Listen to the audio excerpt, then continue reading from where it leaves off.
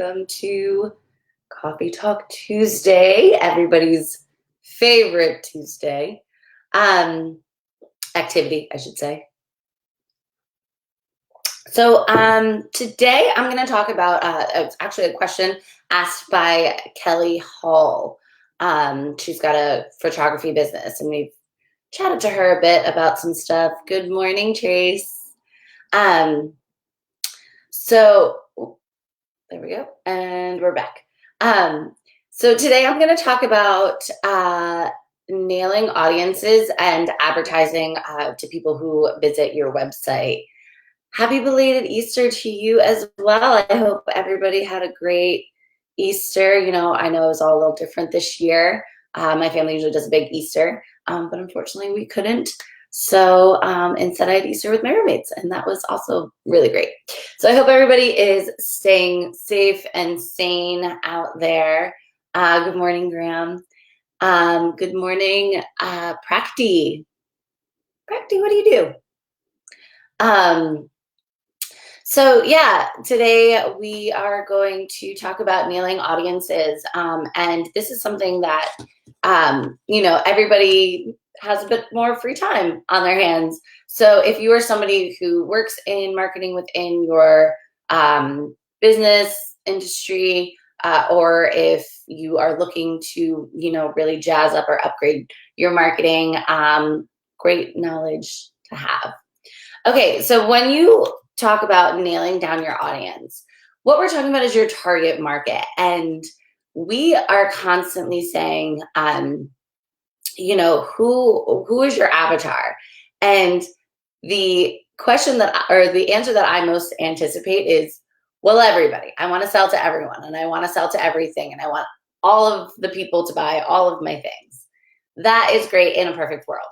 But when you are either first starting out or you're really trying to build and grow your business, it's a lot easier to focus on one thing than it is to focus on a million things.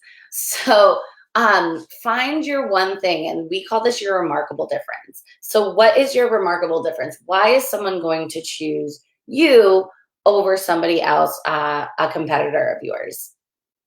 So when you're nailing down your audience, the first thing you have to think of is what is your value proposition? What are you bringing to the table that will be interesting or intriguing to the people who are potential clients of yours? So what are you bringing to the table? What is your remarkable difference? So what are you bringing to the table could be in the sense of like an actual physical product or service.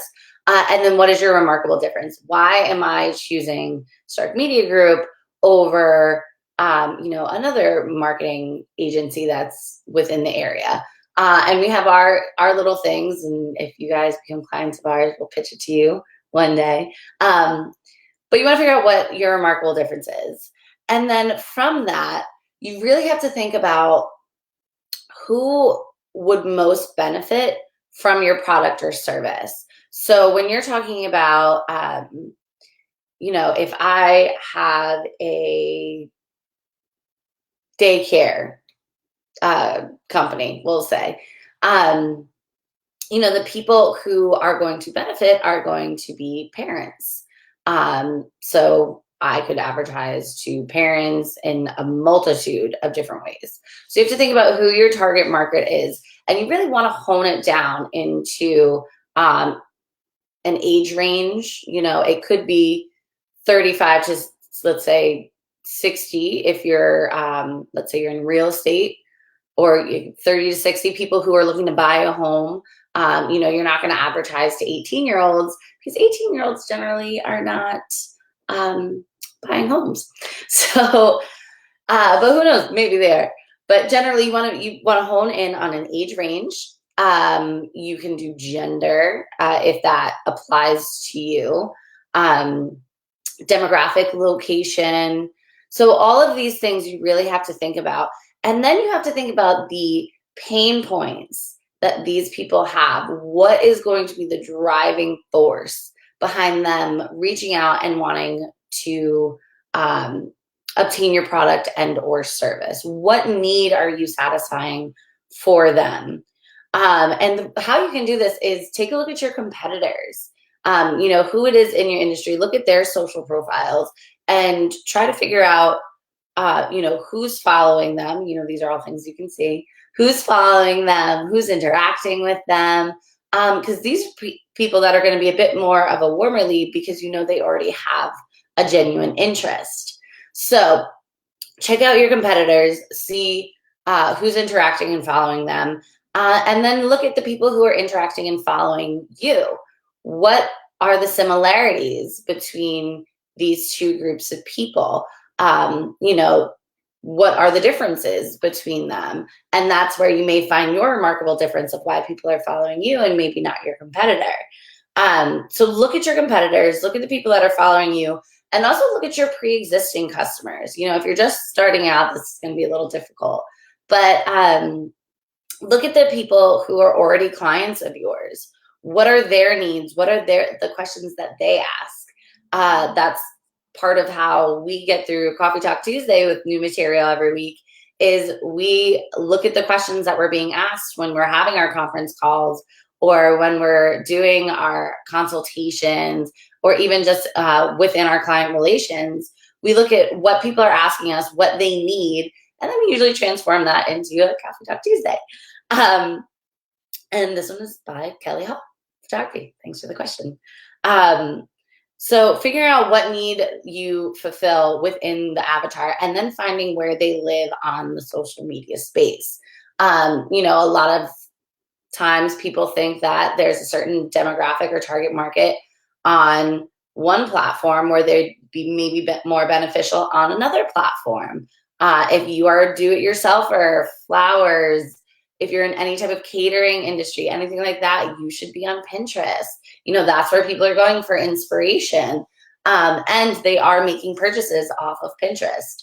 So making sure that you really focus in on a small group, not everyone and everything. Start on a small group, become kind of the expert in that niche, and then you'll be able to build your product and your demographic out as you continue to expand and to grow. So don't try to be everything to everyone. Be something strong to a smaller group. And then for people who are visiting your website, so there's a few ways you can do this. First off is by Facebook ad campaigns. And there's multiple ads in which you can achieve this goal. First off, you can do a engagement ad, which is going to lead people to a landing page, to your website, whatever it is, link of your choosing, we'll say. And what you're going to do is you're going to set up a pixel on that page.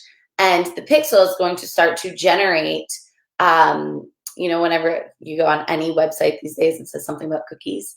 Well, so this pixel is going to start to pick up the people who click on your link on Facebook or Instagram, and then lead you and follow it over to your website. So when people are doing that, there's obviously a genuine interest within that.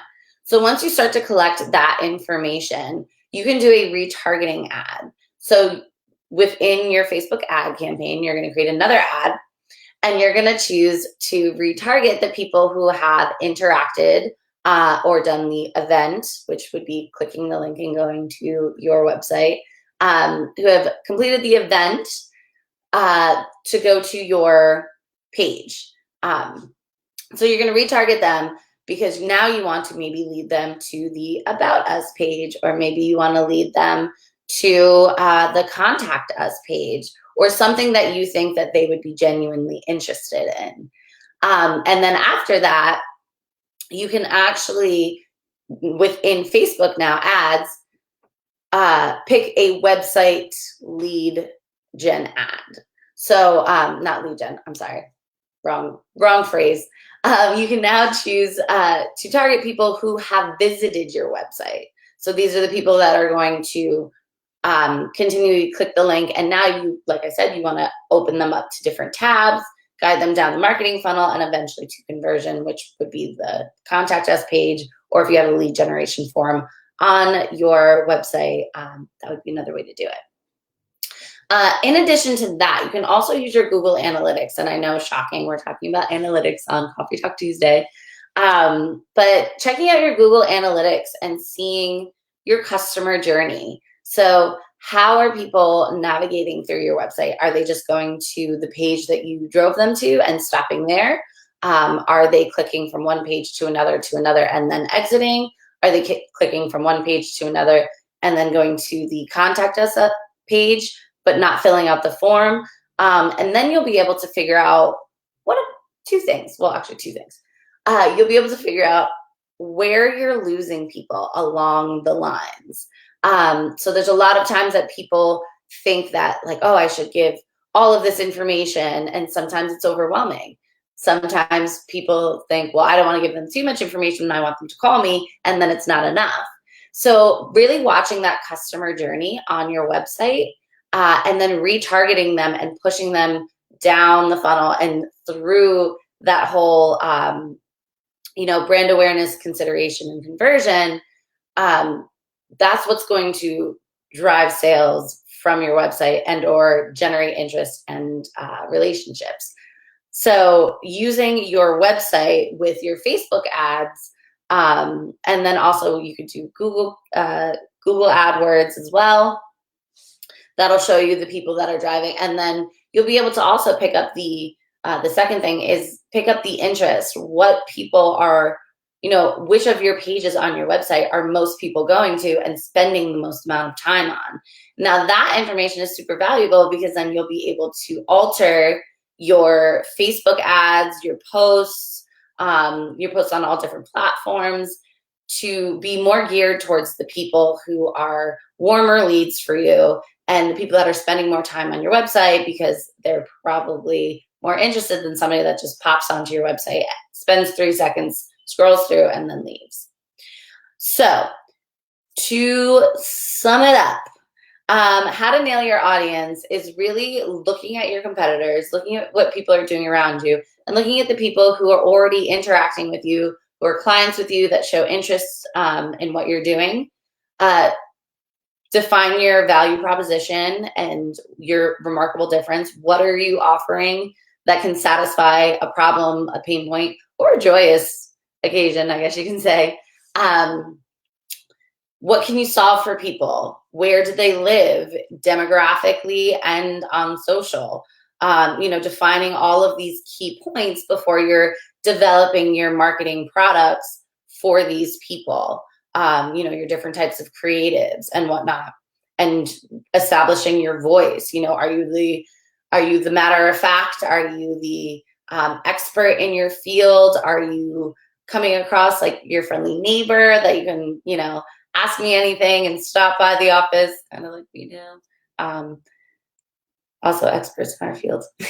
So defining all that within your audience and then finding out where they live, looking at your competitors, who's interacting with them, who's following them, and then finally using things like Facebook ads, Google AdWords, Instagram ads to target that demographic, and then continue to retarget, continue to push them down the funnel using different things like pixels on your website, and then also checking your Google Analytics and seeing where in your website and at what point during the customer journey are you losing people, and maybe you need to push them a bit more through the different sectors until they end up calling you or